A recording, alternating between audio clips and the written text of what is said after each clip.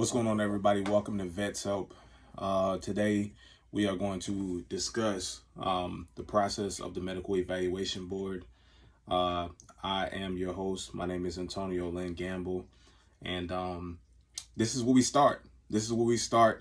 I hope to be your hub for your veteran information when it comes to understanding the medical separation process from the military, and also understanding the VA process and how it all works. Today in this video, as you can see by the title, I'm going to be breaking down the process of the Medical Evaluation Board. It's going to be a brief overview, but do keep in mind to stay tuned, because I'll be coming with more videos that really dissect the process of going through the Medical Evaluation Board. But today, what I really want to talk about is I just want to get into discussing some things, as far as each part in the Medical Evaluation Board, because if you're watching this video, more than likely you're either going through the Medical Evaluation Board, or you're getting ready to go through a Medical Evaluation Board, or you know someone that is going through or either getting ready to go through the Medical Evaluation Board. So with myself, I am currently on terminal leave right now. I've been in the Army going on 10 years. And I ended up getting medically retired from the Army due to some medical conditions that I was experiencing that lingered from the beginning of my service, and it just continued to get worse. So those conditions ultimately brought me to the point of medical retirement. But as I went through the process of medical retirement, I started to learn more about it, and I started to talk to others who were getting ready to go through the process or were considering going through the process. Now, let's face it. We, as veterans, we just physical training, deployments, we do a lot of things to our body that not the typical person does. And and not even just physically, but mentally, in a lot of different ways, we experience a lot of things that impacts our medical readiness to continue to stay in the fight and continue to be a soldier. So for me, going through the Medical Evaluation Board was very helpful for myself. And I do want to explain that too, because a lot of people don't really understand what the actual Medical Evaluation Board really is and what it means to go through the med board. So this video, as we get deeper into the process of the Medical Evaluation Board, I will explain that. But let's start by just talking about how you get into the Medical Evaluation Board. Okay, so first and foremost, obviously there's an injury or a medical condition pretty much that's identified by your PCM, which is your primary care manager. Typically it's within the Army or your respective branch, or of whatever. My process was a little different, but I will get into that in another video. But typically what happens is your primary care manager, after tons of treatment that you go through, they determine that the treatment did not work, and you have met the medical, I want to say it's MDRP or MRDP, is medical retention determination point. So MRDP, I want to say that's what it is. MRDP. So at that point, once you've met that medical retention determination point, the Army, basically that is what the Army uses to determine your physical readiness and whether you can continue serving, or if it's in the best interest of that service member and the Army or whatever branch that you are in to pretty much send you to the house, separate you from the Army. I'll say it that way. Your service is respected. Okay, so I'll say it that way. So pretty much it's determined at that point whether the best interest of the Army and the service member is to separate you from service.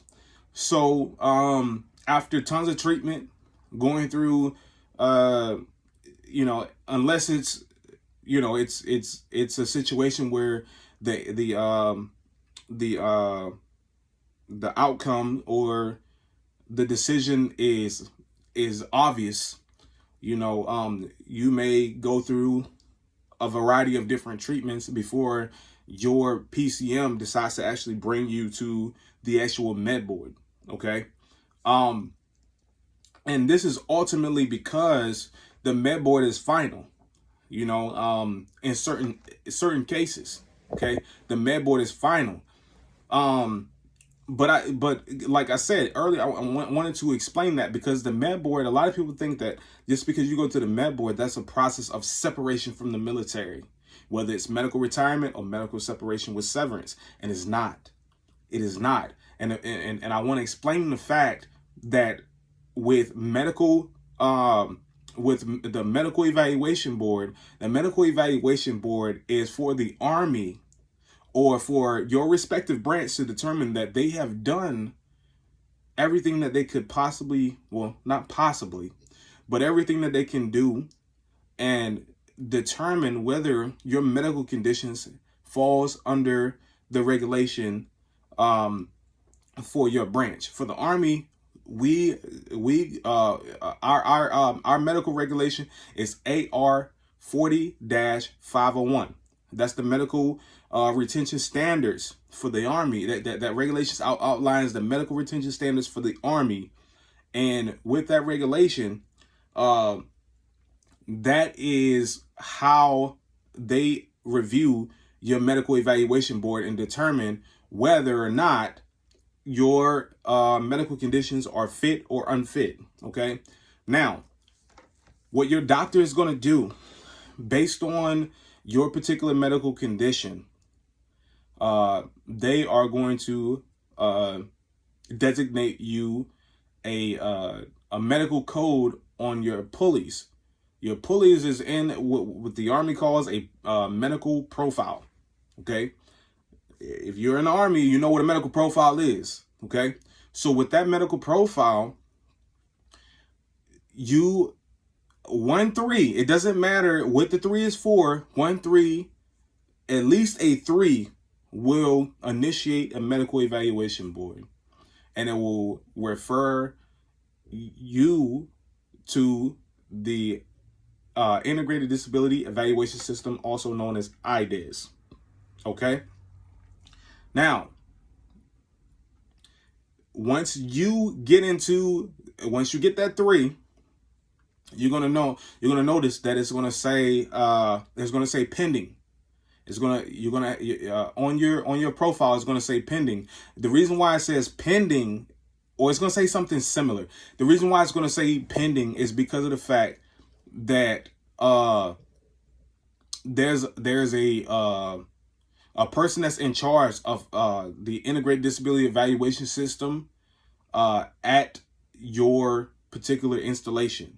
It's someone that is in charge of it, and what they're going to do is they're going to review it.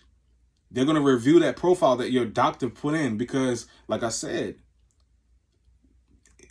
technically the med board is ultimate. And the reason why I say it's ultimate is because it has a say-so in the going forward of your military career. And that is where the Army determines whether they're going to keep you or they're going to separate you. Okay. So, that person that sits on that med board, that receives that email with your profile, you have your doctor's signature from the excuse me, man, I just drew a blank. You have your doctor's signature from the profile that they put in with the 3 in it. You have that, and now you have to get another signature to make it a permanent profile, a permanent P3 profile, or a P4. Okay. At least a P3 will get you into the medboard. Okay. So if you have a P3 profile, that's going to get you into the medboard. All right. So once you are in the medboard, you will be referred to, that's basically the referral process to the Integrated Disability Evaluation System. Become familiar with that term, IDES, Integrated Disability Evaluation System, okay? There's the Legacy Disability Evaluation System. There's the Integrated Disability Evaluation System, which you will learn more about each one of those as you go through the process. Trust me, listen, I know that some of you are like, I've been battling with these medical injuries for a long period of time. And, whenever the decision comes, I will go through the legacy, which kind of speeds up the process. But the Army is you're only getting evaluated for the thing that you got medboarded for, not for all of your conditions, your medical conditions at once, which I will get into the process of explaining that, but I'm not going to explain it so much now. But just know that you, for the interest of yourself, are going to want to go through the Integrated Disability Evaluation System. And there's a lot of caveats to going through the Legacy Disability Evaluation System. If that's what you are thinking that may be the best for you. Okay, there's a lot of caveats to that, so just make sure that you really understand and you dissect the information. But that's why I am here. Okay, so anyways, I'm gonna get you right. Okay, so now at this point, right, you are in the medboard process. Okay, once your profile has been sent, you are now in the medboard process, and you should receive an email within 7 days. Okay, so within a week, you're going to receive an email that's saying that you have officially been processed into the Integrated Disability Evaluation System, and you have an upcoming briefing. Okay, so that's the first step of the process. You're going to go to now, since COVID has happened, you are going to get it's going to be a Teams call or whatever, and you're gonna be there. You're gonna get a date as to when you have to attend the briefing for the Integrated Disability Evaluation System. And basically, that briefing is going to lay out and explain to you. It's going to be a bunch of gibberish. I'm just going to let you know right now. It's going to be a bunch of gibberish because you're really not going to understand what the process is about. But if you watch this video, I promise you, I'm going to lay it out and I'm going to tell you. Not only that, but if you continue to follow VETZHELP, this process is going to be completely fine for you. Okay. And I will make sure, trust me, I've talked to a lot of veterans. I've talked to, people that are in the military, not even just Army, but in different branches as well, about the medical evaluation board process. As I was going through it, or as I was coming out, some people I bumped into in the hallway, and I referred them to my channel. So I'm hoping that you guys continue to watch these videos, or you're able to pass this on to somebody else to give them some information that can be beneficial to their life. Okay, so like I said, that part of the process, whenever you are doing that briefing, it's going to be a bunch of gibberish. I promise you it will be. But now that you're watching these videos, whenever you go through it, it's gonna be more explanatory. It's gonna make more sense. It's gonna resonate different. Okay, because what they're gonna explain is the process of the medical evaluation board. They're gonna explain to you, what to expect at each point of the process. Okay. And you're not going to really understand until you actually get there. Okay. But you will know what to expect at set points. All right. So here's the thing. So this briefing is something that is mandatory. You have to attend this briefing because the next step of the process, your PEBLO, which is your Physical Evaluation Board Liaison Officer, which is PEBLO. Physical Evaluation Liaison Board, no, Physical Evaluation Board Liaison Officer. If you want to write that down, go ahead. Okay. Physical Evaluation Board Liaison Officer. Okay. That person is your go-to liaison, and they're going to be assigned to your particular medical evaluation board case the entire process. So that is a person, that is your outreach person that you reach out to with any of your questions, or, you know, to check on the status of your process. And it's your responsibility to communicate with them. Don't feel like that you're bugging them, because that's their job and you're just wondering. Okay. But anyways, that person, they can't reach out to you, or they can't communicate with you until you do the initial briefing. That's the first step of the process. You have to do the briefing, you know, before you start the medical evaluation board.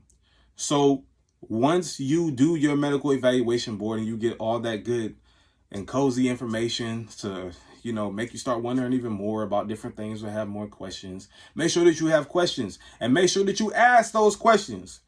If you don't want to ask questions of them, well, drop your questions here in the comments, and I'll be sure to make sure that I am answering them if you continue to have questions once this video is over.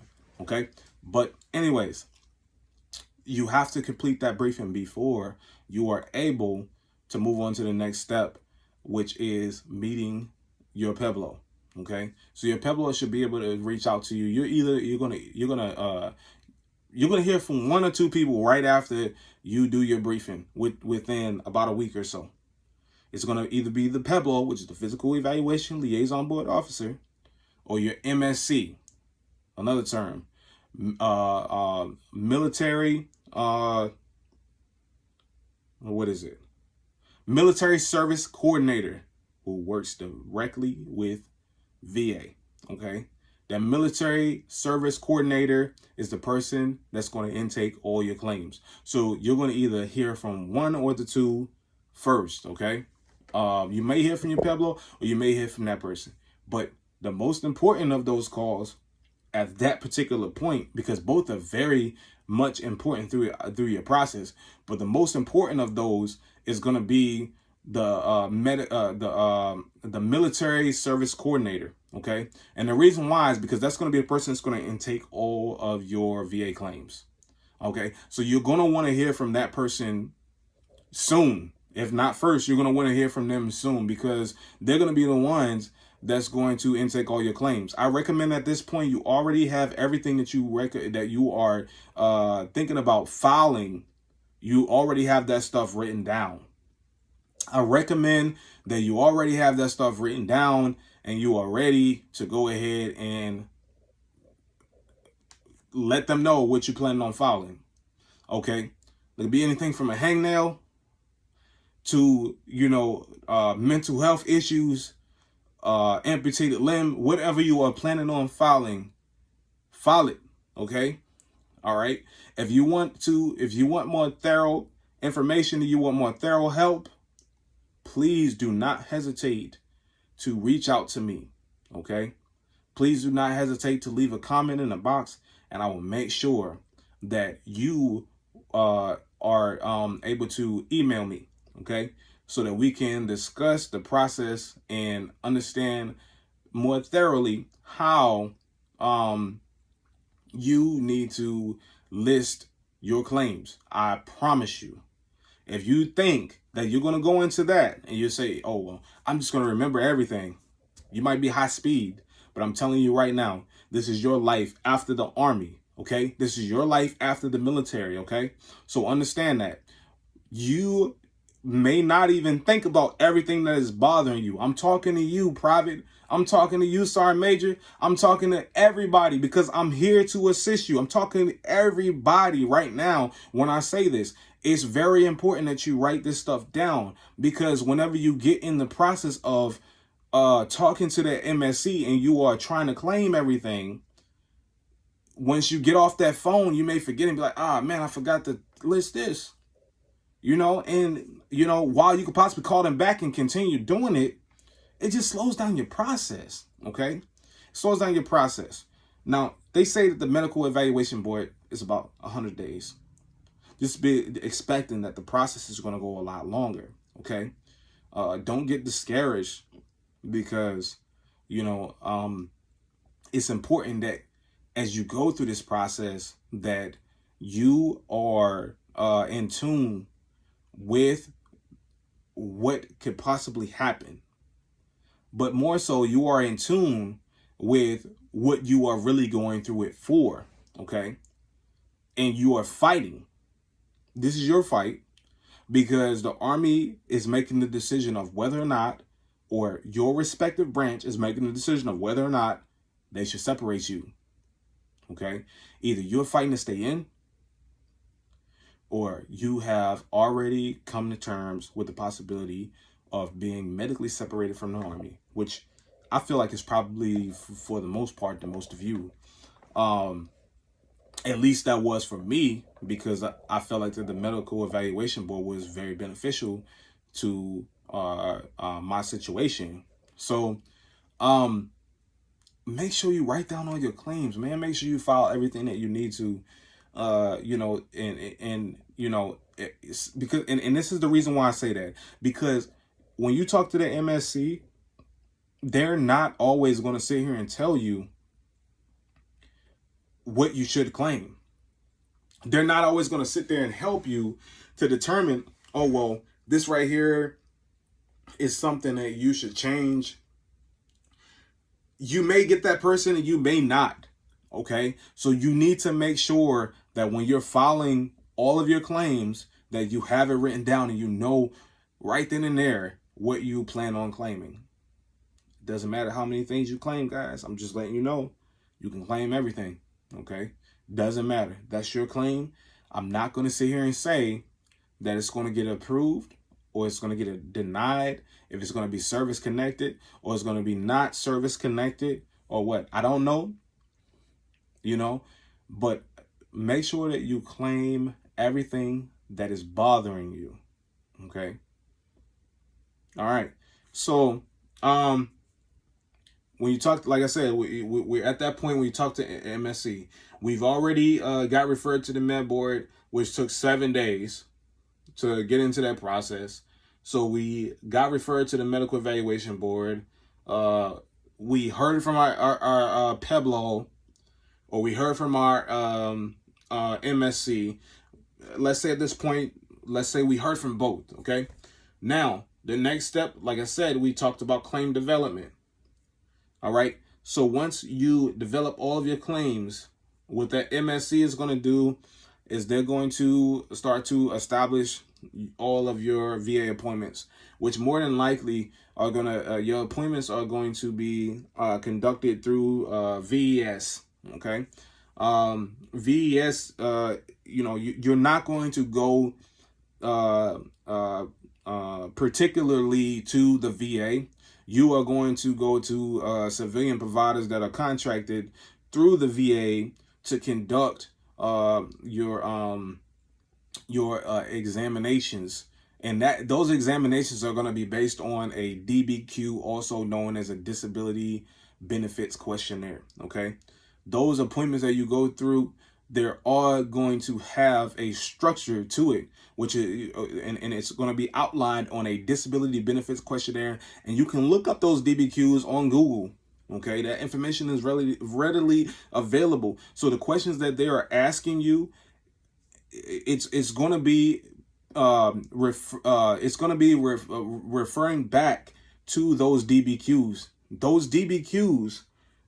The significance of those DBQs is to determine the severity or lack thereof of your medical condition, so that the VA can base their rating decision on the particular schedule for said injury, okay, or condition.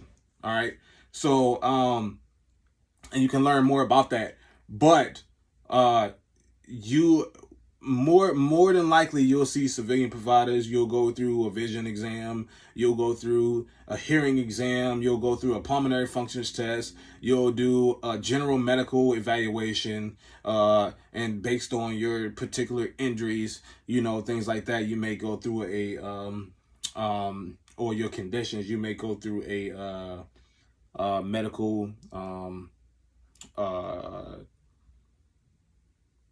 a behavioral health exam, you know, and etc. Okay, all right. It just all really depends on what they need to do in the case building portion of it. So, you know, those VA exams, you know, that could take up to a month to complete or more. Okay, so now you know you are getting all of that stuff done, and basically they're case building, and they are making they're building your case. Okay, so you're doing all your exams and stuff like that.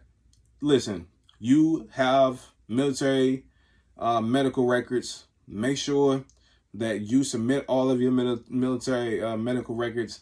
If you are in a situation such as myself, where I am a Army recruiter, and you know, as I was going through the medical evaluation board, well, I was an Army recruiter before it started terminal leave, but as I was going through the medical evaluation board, before when I knew that it was getting initiated by my command, I started making sure because I was seeing a lot of civilian providers, okay, because I was TRICARE Prime Remote, and if you've ever been in that situation, you may see, you know, civilian providers, you know, or whatever have you, I don't know, but if you're seeing civilian medical providers for any situation, you know, just make sure that those medical records are back to your installation, and they're filed into your military medical records. So that once you get to this point, even still, they you know, you're gonna go through these CMP exams, which is compensation and pension exams. You're gonna go through these exams, and they are going to be what they're going to be what's going to determine your said rating. Okay, so that is the VA disability examination process. Okay, and according to the IDES system, that right there, that process could take 31 days. Expected to possibly take more. It just all depends on how soon that MSC can get those appointments in and get you scheduled so that you can conduct those appointments. All right. So after you get all of your appointments, you get in for all your appointments, it's time for the MEB stage. Okay. At this point, you are now in the process. This is whenever, you know, you've been communicating with your PEBLO. Okay. I always recommend that you communicate with your PEBLO through every milestone of a process. So, you know, once you meet with your MSC, after that, you should receive an email letting you know who your PEBLO is. If you don't hear from them, then reach out to them and let them know that, you know, like, hey, look, you've been assigned to them and whatever. And, you know, your process started. Let them know that you're starting your first exam. You submitted your claims, and, you know, let them know that process, that you've already submitted all your claims to your MSC. If you, if you don't hear from them first, whatever, let them know that you already spoke with them. I mean, you already spoke with your MSC. Okay. And let them know the exam date that you have, and then also let them know the date of your last and final exam, and also reach out to them once you complete your last and final exam. Because what will happen is, once you complete your last and final exam, once all of the CMP exams come back, your PEBLO can send it. That's a process that takes about 10 days. Okay, so your PEBLO will send it to the doctor so that the doctor can write up what they call a NARSUM.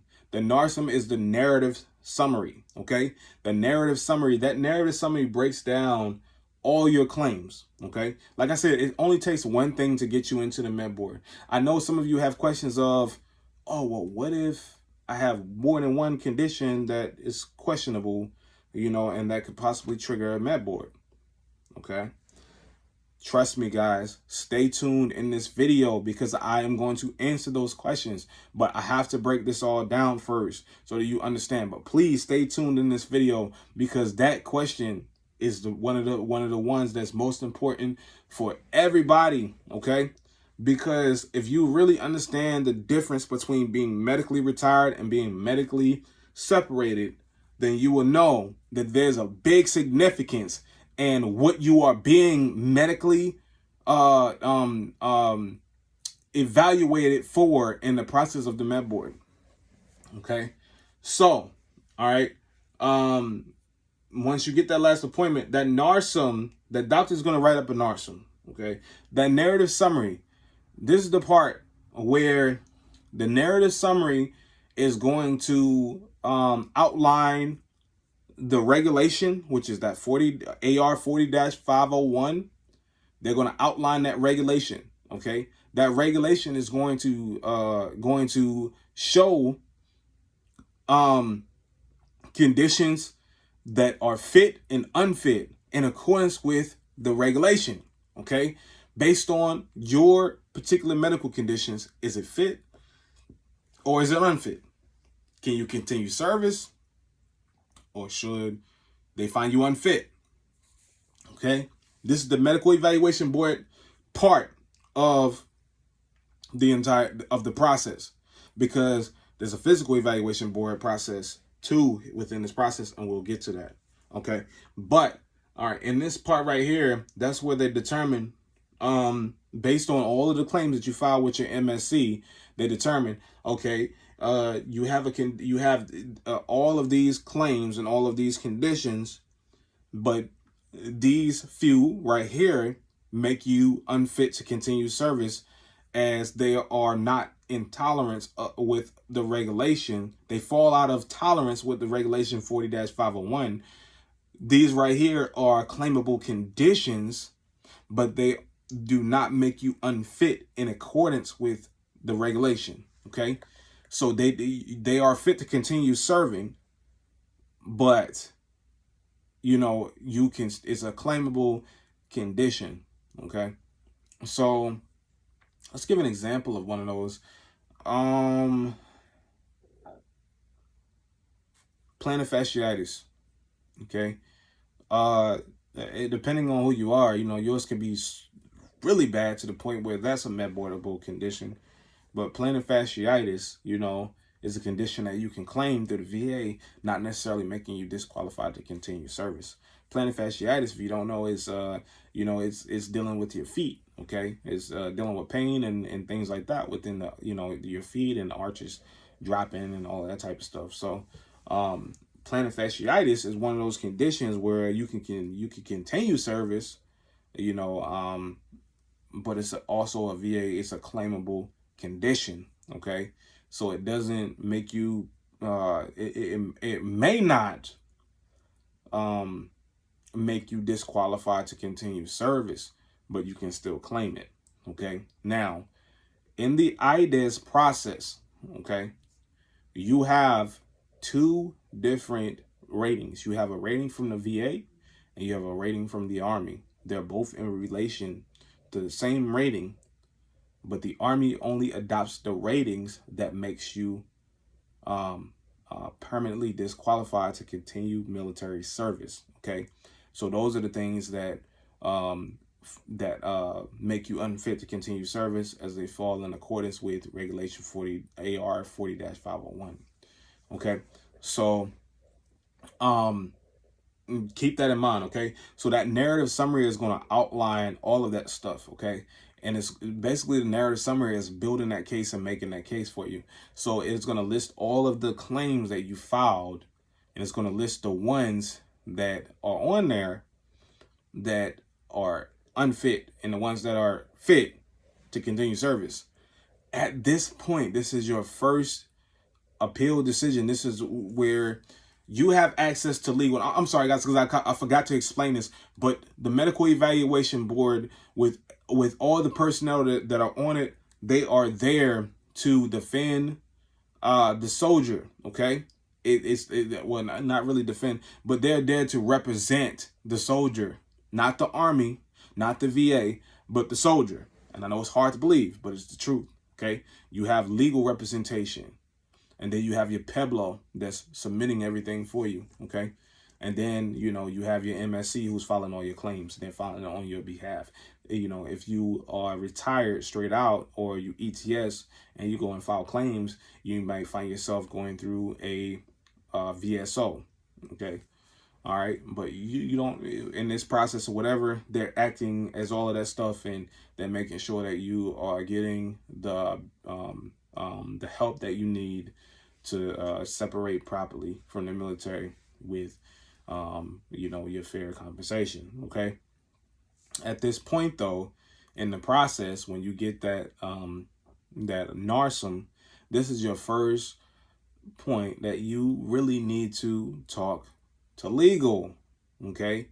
You need to talk to legal. Once you get that NARSUM, you need to set up a legal counsel meeting. Do not just sign it and say that I'm on cruise control and I'm trying to get out of the Army, or I'm trying to get out of my respective branch. You need to set up an appointment and actually talk to legal, because at this point, whenever they are looking at all your claims, you guys are sitting here, oh, well, I want to know, you know, I just want to get an idea of, you know, what my ratings will look like and stuff like that. Well, if you talk to legal, you know, a lot of times they can make those determinations. Not that it's not going to be official, but they can make estimated types of determinations. Now, I'm not saying that all would do the same thing, but they can make estimated types of determinations. Okay. Now, the reason why you need to talk to legal is because if you see something there, like I said, going back to the beginning, oh, well, what if I only get, you know, they only put one thing on there that I'm getting medboarded for, but I have, you know, I have a couple other different conditions that I feel like are medboardable conditions. Well, that is the point right there. Once you get that, NARSUM to look at it and say, hey, you know, well, I'm experiencing migraines too, that are very severe. And migraine is a medboardable condition. You know, you can get medboarded for migraine. So when they look at that condition and and they determine whether it's fit or it's unfit, if you feel like that it's unfit, then that's your point right there that you need to appeal. Okay, you need to appeal the process. Okay, I don't want to discourage you, so I'm not going to sit here and tell you that it's going to slow down your process for a long period of time. It can slow down your process, but remember, this is your process, and this is very, very, very significant. This right here, this part of the process is very significant, because remember what I said. Remember what I said. This part of the process right here is going to determine whether you end up getting medically retired or medically separated, and there's a big difference. Okay, it's a big difference. Okay, so in this part of the process right here, when you get that NARSUM, your legal representative, they can tell you possible estimated ratings or possibly what you can expect from the physical evaluation board, which is going to be the next step in the process where they send it to. Okay, so at this point, what will happen is, they're gonna tell you, hey, they may combat relate this particular condition if it's combat related, or if it's based on like an instrument of war, if you were in some type of training or something like that for deployment, it's a lot of stuff that plays into that possibility. Okay. So, I won't get too deep into that, but it's a lot of stuff that plays into that. So I want to make sure that you guys understand that. Okay. So now, all right, after you receive that NARSUM and you receive that legal counsel briefing of understanding, if you decide that, hey, look, you want to appeal or whatever, hey, look, you know, I feel like that I should be getting not only just medboarded for this, and this right here is only thing that's found unfit, but I feel like that this and this and this and this should be found unfit as well. And they'll review everything or whatever, and they'll, you know, they'll conduct a you know, if necessary, they'll conduct a formal board where you explain to them the severities of your condition, okay? Because sometimes on paper, let's just face it, sometimes things look a lot different than what they really are, and it may be more impressive whenever they actually see it. It may leave a bigger impression, okay? So just keep that in mind. Next thing, okay? Once you submit your approval, then it's going to go to the medical evaluation board. Your case is going to be sent to the, your case is going to be sent to the physical evaluation board, the PEB, which will convene, and I want to say that is in San Antonio, okay? Once that goes there, it's going to take, listen, it says it take about 11 days, man. That could take a month, it could take 2 months, it could take more, okay? The process, I'm just going to be honest with y'all, this process does not take 100 days. It's longer than 100. It's longer than 100 days. It can be 100 days. It can be quicker than 100 days, but it's definitely, you know, it's longer than 100 days. All right. So informal PEB. All right. That's the process where they review everything from the medboard, all of those medboard findings, everything, and then they make the determination of whether they're going to agree with those findings. If they decide that they agree with those findings right then and there, they will send your case back to the VA for the VA to apply claims to your case, okay? Excuse me, to apply ratings to your case, okay? So with the VA, like I said, the VA is going to apply ratings to all of your conditions, all of the claims that that you filed. The VA is going to apply ratings, whether it's from 0 to 100%, okay? If they decide that it's not even service connected and, you know, they don't even provide you a rating at all, okay?